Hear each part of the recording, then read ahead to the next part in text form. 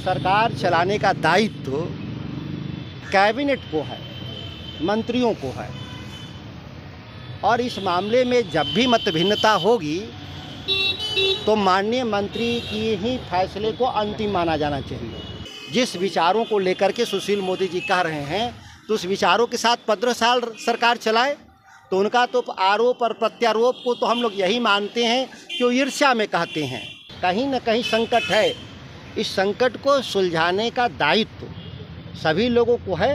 सब लोग को मिल करके सुलझा लेना चाहिए, नहीं तो इस तरह के संकट आगे भी पैदा होते रहेंगे और हो रहे हैं और आगे भी होते रहेंगे। सरकार चलाने का दायित्व कार्यपालिका के पास है और कार्यपालिका का प्रमुख मंत्री होते हैं, मंत्री परिषद होता है और मंत्री परिषद के फैसले और मंत्रियों के फैसले को चुनौती कोई दे, ऐसे अधिकारियों को दंडित ही नहीं करना चाहिए, बर्खास्त कर देना चाहिए। नमस्कार, आप लाइव बिहार देख रहे हैं। मैं हूं राज मोहन तिवारी। बिहार की महागठबंधन सरकार पर संकट गहरा गया है।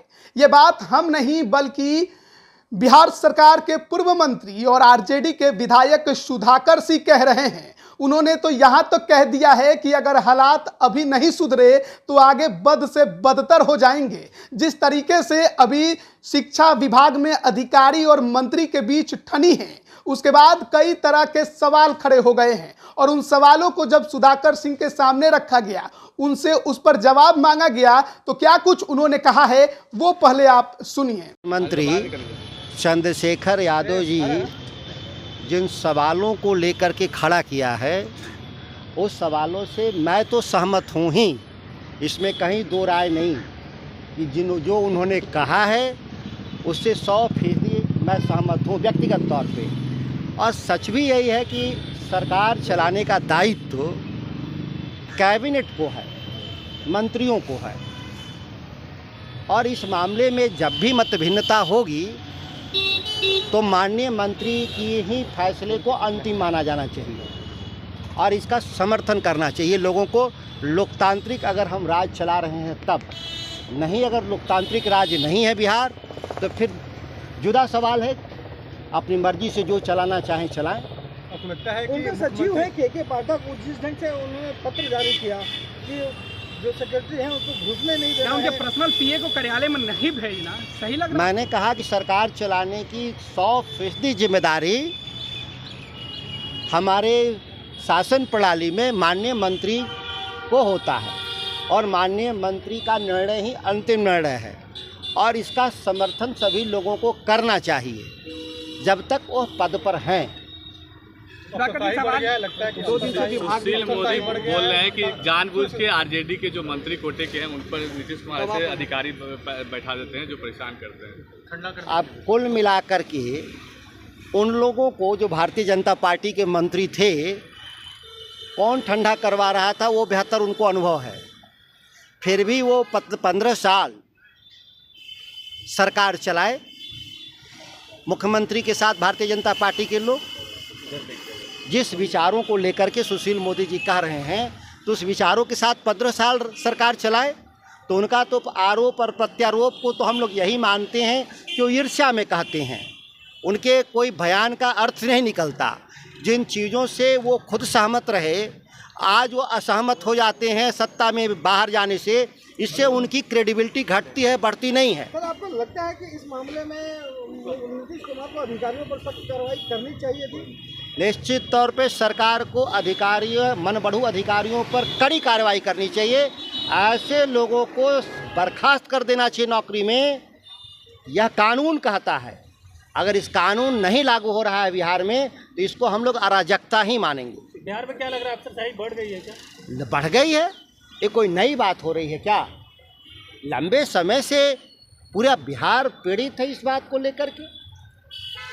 सरकार चलाने का दायित्व कार्यपालिका के पास है और कार्यपालिका का प्रमुख मंत्री होते हैं, मंत्री परिषद होता है और मंत्री परिषद के फैसले और मंत्रियों के फैसले को चुनौती कोई दे, ऐसे अधिकारियों को दंडित ही नहीं करना चाहिए, बर्खास्त कर देना चाहिए नौकरी से। इसके लिए यह बात आप लोग समझाने के लिए है ही मीडिया के लोग, आप जितना चाहें समझा लें उनको। सर, मुख्य सचिव जो है वो किस मतलब हैसियत से या किस कानून के तहत जो मंत्री के जो पीए हैं उनको रोका जा सकता है कार्यालय? उसका एक ही लाइन है ना कि मैंने कहा सरकार चलाने का दायित्व ही होता है मंत्रियों पर, और मंत्री का फैसला अंतिम फैसला है। उससे असहमत होने का अधिकार किसी भी अधिकारी को है ही नहीं। अगर कोई ऐसा कृत्य करता है तो अनुशासनहीनता माना जाता है, और अनुशासनहीनता का दंड बर्खास्तगी होता है। ऐसे लोगों को बर्खास्त कर देना चाहिए। इससे पहले कार्तिक जो है वो उन्होंने इस्तीफा दिया, आपने भी यही लेकर इस्तीफा दिया, अब चंद्रशेखर जी की बारी आई है। क्या लगता है कि ये कोई बारी का विषय नहीं है कि किसका कब बारी आएगा। सवाल है कि कहीं न कहीं संकट है।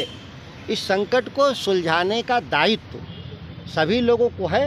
सब लोग को मिल करके सुलझा लेना चाहिए, नहीं तो इस तरह के संकट आगे भी पैदा होते रहेंगे, और हो रहे हैं और आगे भी होते रहेंगे। संकट है नहीं, मैंने कहा सरकार चलाने के तरीके को ठीक करना ही होगा, नहीं तो सरकार में इस तरह के संकट आते ही रहेंगे। आप भी मंत्री थे, आपके साथ भी कमों पे यही कंडीशन हुआ, आप भी सचिव अधिकारी के खिलाफ ही केवल चंद्रशेखर जी क्या, कई मंत्रियों ने कई अवसरों पे बयान दिया। ऐसा तो नहीं है कि चंद्रशेखर जी का पहला मसला हो, इससे पहले कई मंत्रियों ने कई अवसरों पे बयान दिया। किसका नाम, आपके तो डिजिटल लाइब्रेरी, चूँकि अब तो ये चीज़ें हम बोलते हैं ये तो समाप्त हो नहीं जाते। आपके तो डिजिटल लाइब्रेरी में सभी पढ़े हुए हैं, आप सर्च करिए तो पता चलेगा कि कब किसने क्या कहा। तो क्या लगता है कि अब कैबिनेट मंत्री भाजपा वाले जो सरकार चला रहे थे और विधानसभा में रो रहे थे, जीवेश मिश्रा, आप लोगों ने तो उसको कवर भी किया था, हाउस के भी सामने रोया था कि हमारी गाड़ियों को रोक दिया लोगों ने, हमारा कोई महत्व नहीं, लेकिन इस्तीफा तो नहीं दिया था जीवेश मिश्रा ने। ये जो भारतीय जनता पार्टी, सुशील कुमार मोदी, ये इस स्मृति जो उनकी स्मृति है विस्मृत कर जाते हैं, भूल जाते हैं कि क्या हुआ उनके साथ। तो क्या वही चीज आप लोगों के साथ दोहराया जा रहा है? ये मैं कह रहा हूँ कि संकट तो है बिहार में, यह किसी व्यक्ति का नहीं है, संस्थागत समस्या है, और संस्थागत समस्याओं को सुलझाने का दायित्व सरकार में जो वरिष्ठ नेता हैं, सरकार में नहीं केवल वरिष्ठ नेता, वो सभी लोग को मिलकर बैठ के सुलझाना ही होगा, नहीं तो इस तरह के रोज संकट पैदा होगा और बिहार का विकास पीछे जाएगा। बिहार के लोग हतप्रभ हैं कि अब हमारे पास क्या विकल्प है।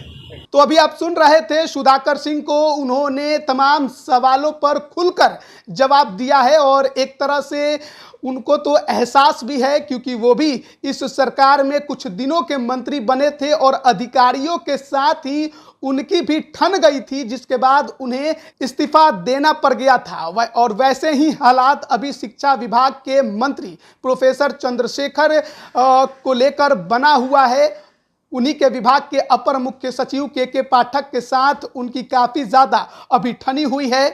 इन तमाम मुद्दों को लेकर लालू यादव से भी चंद्रशेखर जो कि शिक्षा मंत्री हैं उन्होंने मुलाकात किया। उसके बाद सीएम आवास में भी मुख्यमंत्री नीतीश कुमार के साथ अधिकारी और शिक्षा मंत्री मौजूद रहे, बातचीत हुई, लेकिन अब तक मामला सुलझा नहीं है क्योंकि मंत्री साहब अभी भी कार्यालय में नहीं पहुंच रहे हैं, विभाग में नहीं बैठ रहे हैं, और ऐसा लगता है कि मामला काफ़ी ज़्यादा बिगड़ गया है। और इन तमाम परिस्थितियों को देखते हुए सुधाकर सिंह ने ये भी इशारा कर दिया है कि सरकार पर भी संकट है, और अगर अभी बात नहीं सुधरी तो आगे चलकर बात और ज़्यादा बद से बदतर बन सकती है।